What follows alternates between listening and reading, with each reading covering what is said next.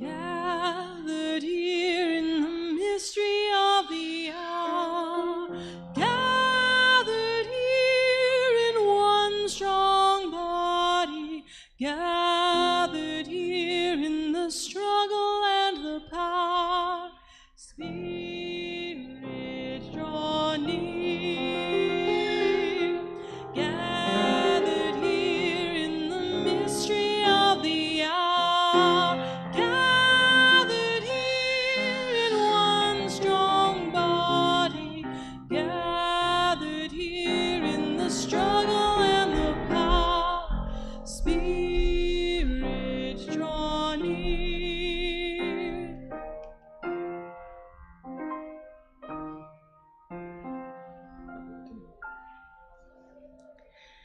Come into our house of hope and love, of peace and justice, of wholeness and healing. Come in where we welcome the certain and the seeking, the lifers and the newcomers, the beloved and the brokenhearted. All of you can find a home here at Throop, where we go love the world from the heart of Pasadena and from the very heart of our homes as we welcome our friends on the live stream. You have entered into Throop today on our first annual Housing Justice Sunday. I would like to thank the Social Justice Team and the Adult Religious Education Committee for kind of visioning this whole Sunday today. Our special guest preacher is in the front pew. He's a longtime friend of mine. It's Rabbi Joshua Levine Grader. And the rabbi is executive director at Friends Indeed, which is one of Throop's community partners. Prior to joining Friends Indeed, he served as a pulpit rabbi for 16 years, including 12 at the Pasadena Jewish Temple and Center. Rabbi Joshua and I met in the streets of downtown LA way back in 2011. We were part of an interfaith clergy group that was supporting Occupy LA, and I think we met maybe in front of the Bank of America building, and it was like super intense with activists and the LAPD and shouting and all sorts of incredible things. And look, here he is today, still in the streets working for justice. I guess you're in a pew this morning working for justice, but hey, you'll do it wherever, right? Your body and heart and spirit show up. He lives in Pasadena with his wife, Francie. They have college-age twins. Rabbi Joshua loves sports, books, motorcycles, photography, and perk up your ears, some of you, he is a recent pickleball enthusiast. What? And I know we have some pickleballers in the room today, so you may have some new friends. Luke in the back just raised his hand. Oh, he says he played this morning before you came to church? Well, look at you getting extra gold star points from the universe. We are glad all of you are here. And after the service, our housing justice focus continues. We have a special program in the fireside room, and that's a meeting room off of the Throop Hall, which is through those doors. And Bert Newton from Making Housing Happen, he's in the pew too, in the room with a purple shirt on. He'll be one of our program leaders. And thank you, Bert, for spending Sunday morning here. Each one of us is a light in the world, and the flame from our chalice symbolizes and reflects that light. And this morning, Tish Strickland, Throop member and director at Friends Indeed, shares our chalice lighting words. Our time together in worship is intimately connected with our daily lives. As a symbol of that connection, we light our chalice with love, compassion, and justice.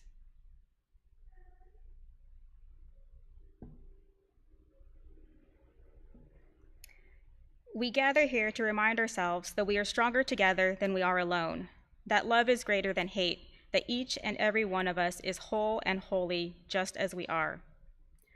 We light a second candle to honor the people and ancestors whose lands we now occupy.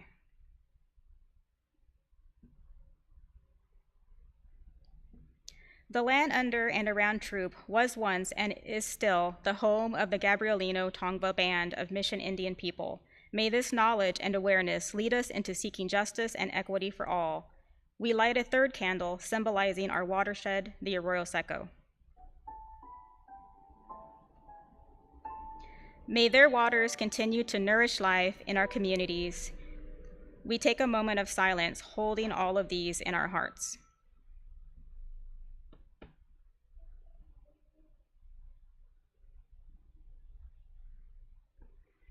And our opening hymn this morning is number 1029. It's in that teal hymnal, Love Knocks and Waits for Us to Hear. We're not really singing yet, but you're invited to read along and follow along with the hymnal. Love knocks and waits for us to hear, to open and invite. Love belongs to quiet every fear and seeks to set things right. Love offers life in spite of foes who threaten and condemn, embracing enemies of goes the second mile with them. And take a moment and turn gently to your neighbor and welcome them into our worship space.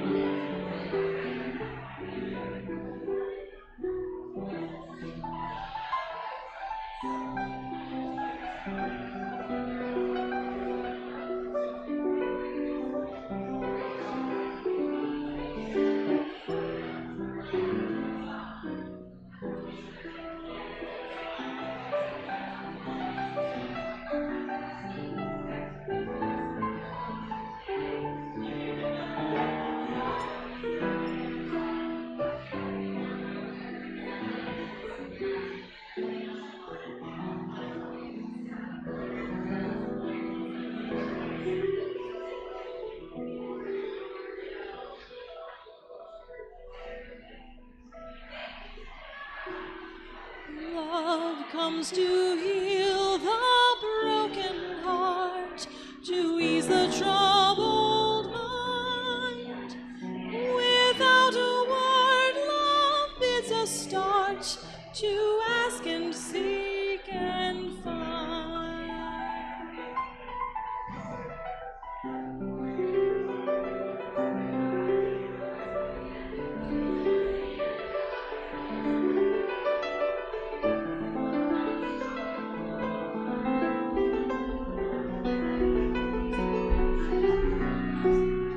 Love knocks and enters at the sound of welcome from within.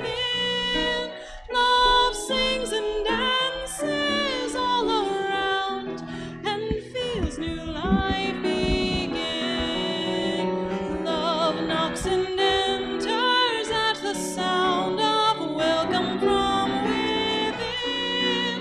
Love sings and dances all around and feels new life begin.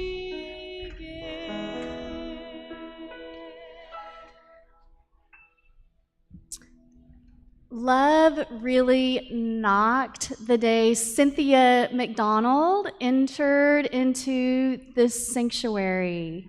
Why? Because Cynthia got so inspired with all things Throop that Cynthia volunteered to be, I'm going to tell him, Cynthia, on the social justice team and the adult religious education committee, and she helped create this housing justice focus of today. And she's also been setting up our coffee and conversation time. Cynthia, it's been such a blessing to have you as part of our community. And this morning she shares a reading from Leviticus. Leviticus. That 50th year shall be a jubilee for you.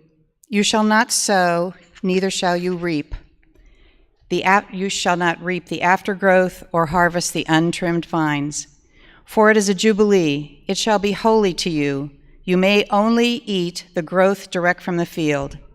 In this year of jubilee, each of you shall return to his holding. When you sell property to your neighbor or buy any from your neighbor, you shall not wrong one another.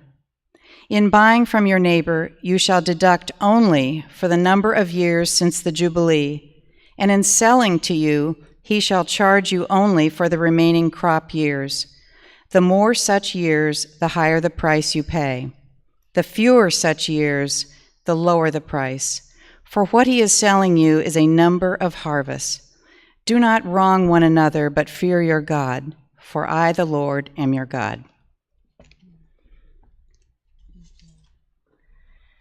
And our moment of pondering comes from Margaret Atwood. It's called The Moment.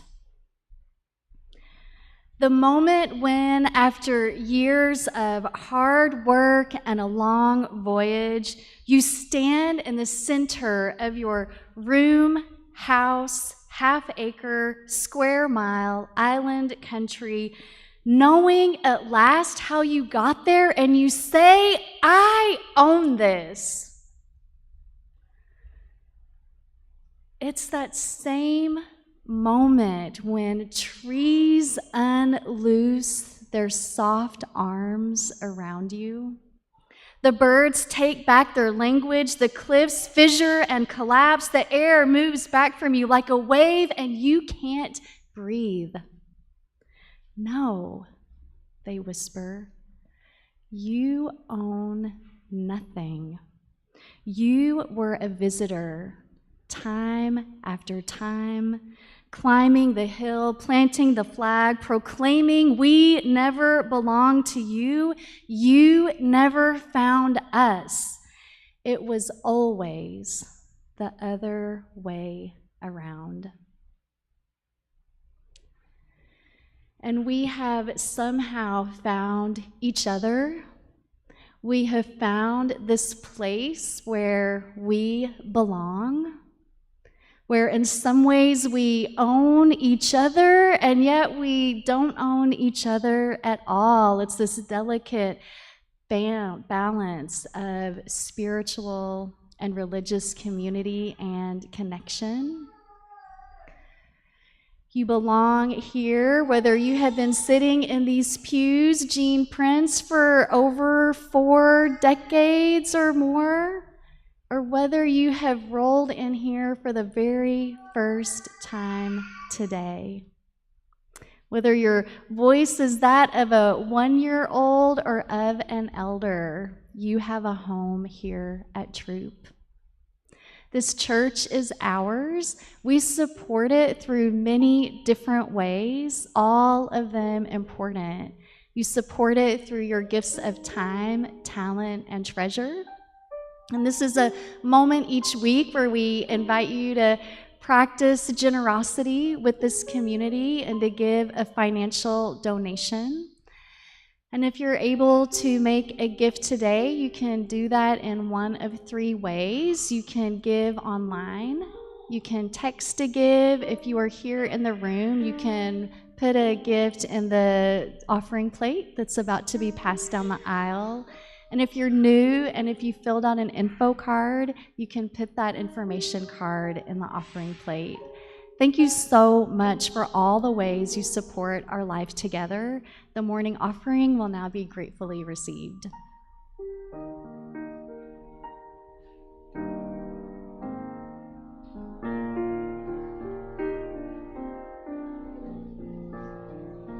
We are not alone. Earth informs us. Human leaves on nature's growing vine. Fruit of many generations. Seeds of life divine.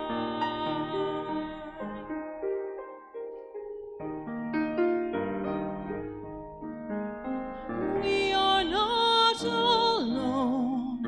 Earth names us, past and present, peoples near and far, family and friends and strangers. Show us who we are.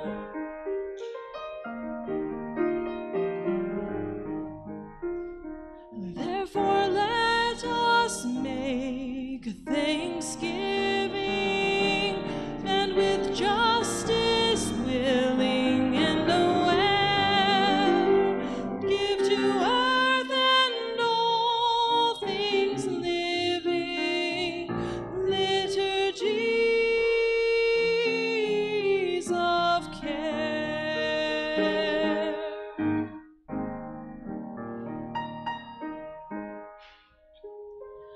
Let us be a house of welcome, living stone upholding living stone,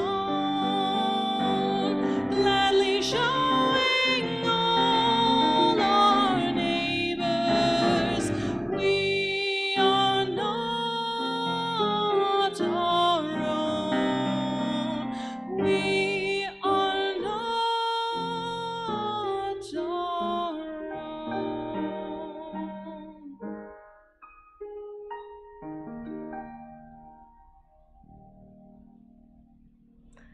One way we practice being a house of welcome is releasing our collective energy and resources out into the world. And we pause and have a moment of expressed gratitude for that now. Please say the words to the thanks for our offering in your order of worship. For the ministries of the church and our community, we bless our offering with love and hope. And another way we practice being that house of welcome is being a house of welcome for all creation. And we pause in this moment and offer our promise to our planet. As members of the family of living beings on earth, we are guided by the Unitarian Universalist principle of respect for the interdependent web of all existence of which we are a part, with hearts filled with love for it, eyes nurtured by its beauty, and minds ruminating on ways to protect its sacred and scarce resources.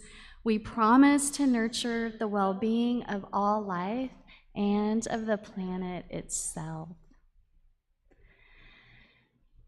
And holding all of that in mind, we now give our own spirits a little bit of extra welcome in this moment on Sunday. And for those of you who enjoy taking a collective breath in, I invite you to do that now. And to gently exhale together. And to take a breath in and exhale. Breath of life and breath of love. We gather this morning in the midst of a world that is broken, a world in which the most vulnerable among us are dying, ignored, oppressed. In the midst of all that, may our hearts and spirits expand to hold a faith that is strong, a faith that is expansive, a faith that inspires us to show up and reshape the world again and again. May we be active participants in creating peace, gentleness, and justice. May each one of us carry hope. May we all create spaces that keep hate out and hold love in. We spend a few moments in shared stillness, relishing the sweetness of the space together, knowing that when we are all together, we can do so much more than we can alone.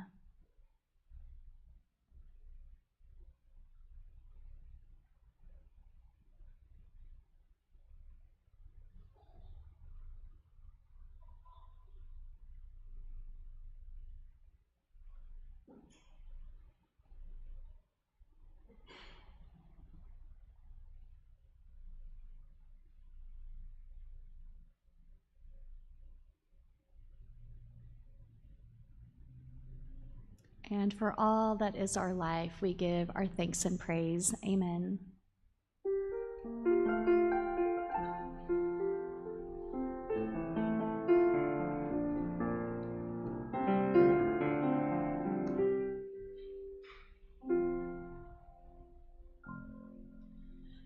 May nothing evil cross this door, and may ill fortune never pry about these windows.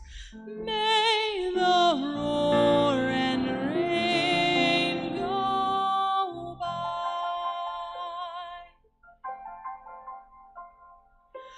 by faith made strong, the rafters will withstand the battering of the storm.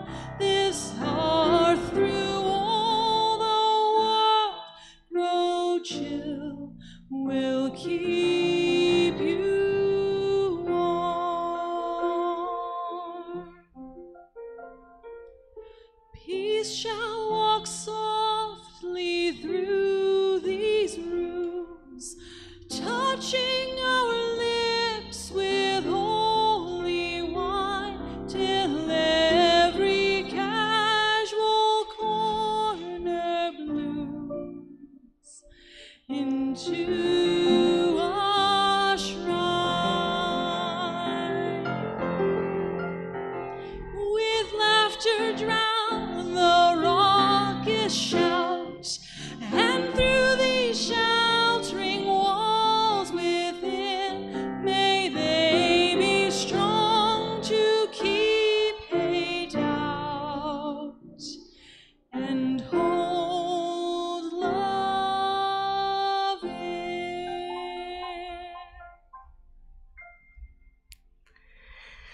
The text for that hymn is actually words of a blessing over a new home, and it felt really appropriate to have that play right as Rabbi Joshua takes the pulpit. Rabbi Joshua and his team at Friends Indeed do the hard work and the faithful work of finding homes for those in most need of them. Again, Rabbi, thank you so much for being with us today. Thank you, Reverend Tara.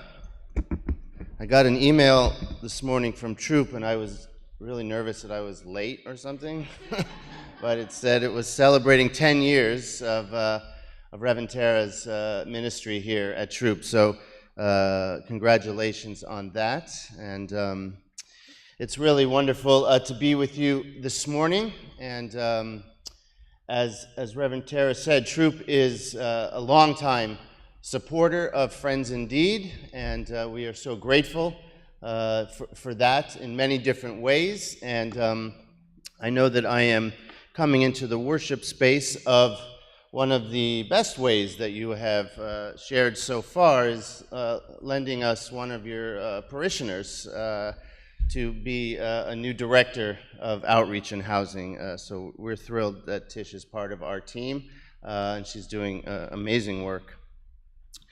So before I jump in, I want to tell you a story, because everything at Friends Indeed is about the people that we get to serve. So prior to the pandemic, a woman named Jean, she visited the women's room often. And when the pandemic hit, especially for unhoused individuals, life was far more challenging. And Jean became a regular visitor as soon as we were able to open our doors. In April of 2021, Jean worked with our women's room staff and the Pasadena outreach response team, known as the PORT team, doing amazing work in our city. She worked with them for the entire next year. There was lots of footwork to be done, there were papers to fill out, and a lot of patience required. And in between her appointments with the doctors, participating in the women's room, meeting with her case managers, Jean pounded the pavement to try and find housing and to get all the necessary documents that she needed. And we are beyond thrilled to report that Jean is finally housed in her own home. She's living on her own. She has a backyard. And before moving in, she sat with our staff and made an Amazon wish list of the essential items she needed. And the list was sent to our dedicated volunteers. And before she knew it, packages were arriving at her front door, and she most enjoyed decorating her kitchen and her bathroom. Now, she expressed many times that when she was unhoused, she was most looking forward to having a place to host her family and to share her cooking. And we're happy to report she has been doing plenty of both since she has moved in. It takes a village to help one person. And so we know we need many villages, cities, countries, worlds to help all of the people that are in Jean's position. So my friends, this morning, the state of our world is challenging, to say the least. So before I dive into our work, I want to just make mention that we're facing a lot of challenges, be it our children who are unsafe in their classrooms from gun violence, be it a war that continues to rage on the other side of the world, but the Ukrainian people still standing strong. And as we just prayed a prayer for our planet, we know that we are facing tremendous challenges. It's an interfaith weekend for me. I filled in the synagogue yesterday. Both the clergy have COVID over at the Pasadena Jewish Temple. So I talked about the planet as it related to a different part of the Torah, but it is upon us to do the work. The planet is not going to heal itself, and when it does, it might not include us. So we work with homelessness and poverty, and folks whose lives seem to be an endless spiral of bad news. But the title this morning is A Theology of Interruption. I don't like to be interrupted personally. I'm a clergy person, so I stand up here, get a microphone. You can't interrupt me. But the professor that I heard, Professor Lori Zoloff, I heard through a sermon of my good friend, Rabbi Felicia Saul in New York. She wrote about a theology of interruption. And when I think about that, it's why I suggested the text of the Jubilee this morning. The text of this 50th year when people are released from their debts. They're released in many ways from homelessness if they have lost their homes. It is the grand interruption. And Professor Zoloff, she says the concept of interruption signifies a brokenness between two people or between a person, an environment, or a situation. And the continuous progress or action in a certain direction sometimes needs to be interrupted, hence the Jubilee. And she says when we are interrupted spiritually, it is a call of God. And when we answer that interruption, it's prayer. And no matter how we do this in our lives, sometimes we need interruption. And let me tell you, you're doing it right now because you're here in church. You could be anywhere else. But you're choosing to interrupt whatever it is that you may be doing. That also may be fun, that also may be meaningful, but you're choosing to come here to interrupt your daily flow, to hear the pastor. This morning you get a rabbi.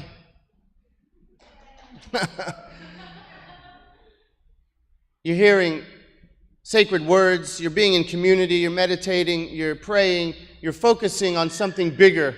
We're focusing on something bigger than ourselves. We're interrupting. And what we try to do at Friends Indeed, in many ways, is to provide that daily interruption for those who are suffering. So what do I mean by that? I mean that where we are born, our destiny of where we happen to be born here in Pasadena, could have been in the Sudan, could have been in Ukraine.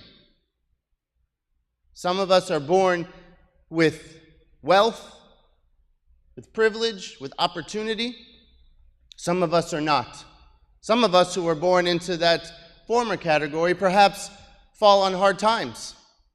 So many of the people that we get to serve tell us, I used to have a job, I used to have a home, I went to college, I went to graduate school. But life interrupted, and I fell on hard times. So we try to interrupt back. If you're coming to receive food in our food pantry, you're not just someone who is in need, who is experiencing food insecurity. We interrupt that for just a moment by giving you compassion, by showing you love, by knowing your name, by knowing what kind of food you might like, and we try to provide that for you, even as we know you're coming to receive that material necessity of food. Out on the street with our outreach teams, life is really hard. And while we can't always provide everything that someone needs, we try to provide that moment where we see you as a human being, where you're not your experience, where perhaps some water, some food, some clothing, or even just a moment of saying hello, of treating you, of looking you in the face, just like the philosophers Martin Buber, Emmanuel Levinas taught us that the face of God is right in the face of the person next to you. It's in the face of every human being that we come across. We don't have to go out into the desert, far up in the mountains. There's another piece in Deuteronomy that talks about it's not up in the heavens that you have to go find this teaching. It's not across the sea. It's right in front of you. It's right in your mouth. In that moment where you say hi, where you roll down your window at the stoplight or at the freeway exit. And I tell this a lot to folks. If you don't have anything to give, it means so much to just say hello, to just acknowledge someone's humanity. Because folks tell us they feel so invisible. No one talks to me. If they look at me, it's with either distrust, God forbid, disgust, or they just cross the street and don't look at me. When people come into Friends Indeed, we try to interrupt their difficult existence by showing them love, by showing them compassion, by allowing them to feel the full sense of their humanity. And I can't tell you how many times we have people, especially in the women's room, they come back, and it happens at least once a month, where some of the ladies will come in and they'll give our director or our associate $1 or $2. I'll say, like, why are you giving us the money? You need the money.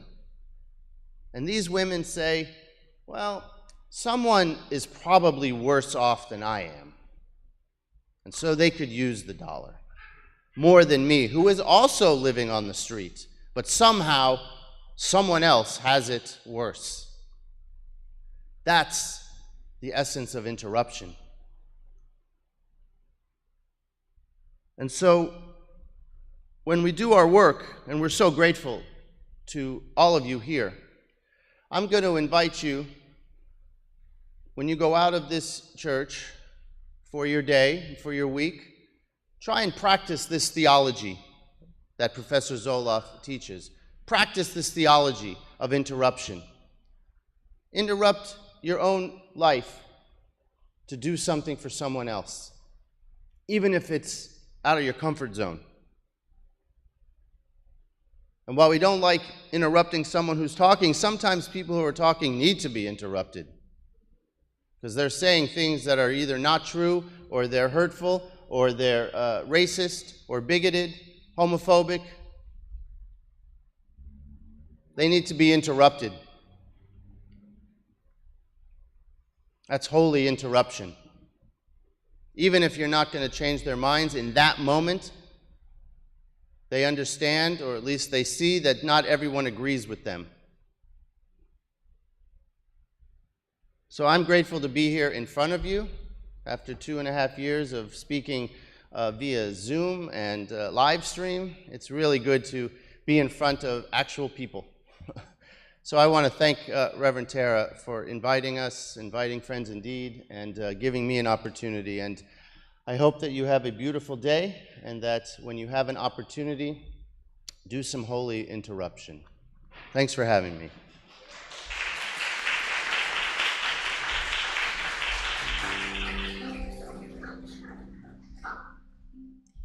If you'd like to follow along your hymnals, please turn to number 1054. It's number 1054, Let This Be a House of Peace.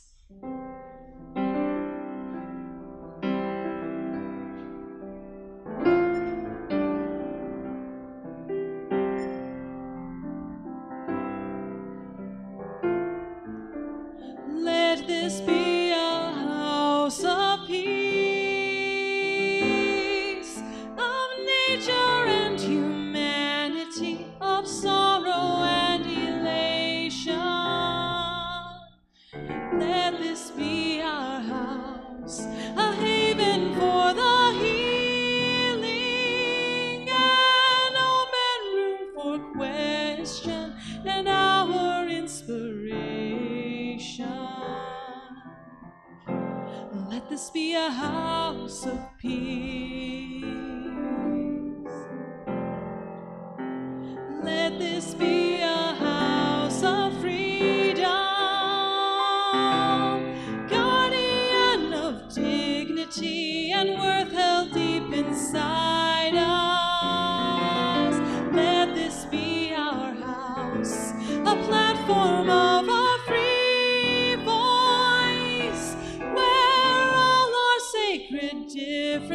voices shall hear, not divide us. Let this be a house of peace. Let this be a house of peace. Let this be a house of peace. Let this be a house of prophecy.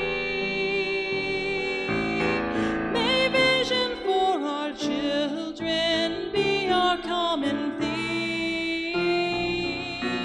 Let this be our house of myth and lore and legend, where trove of ancient story, a cradle of our tender dreams.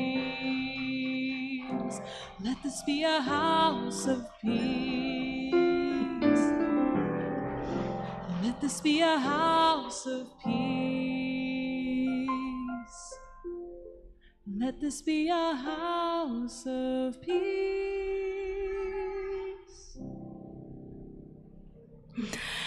Our chalice is extinguished. We carry its light with us. Place one hand on your heart and a hand out to someone in our room or someone on the live stream.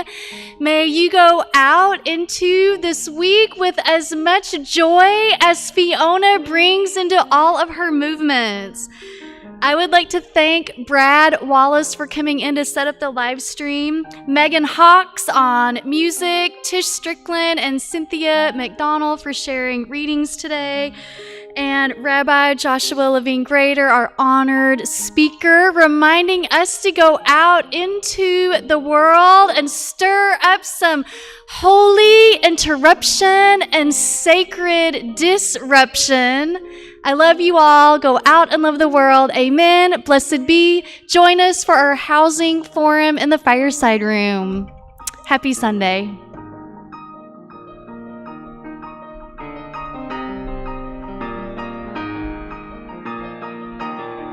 From the light of days remembered burns a beacon bright and clear, guiding hands and hearts and spirits into faith's and freedom clear.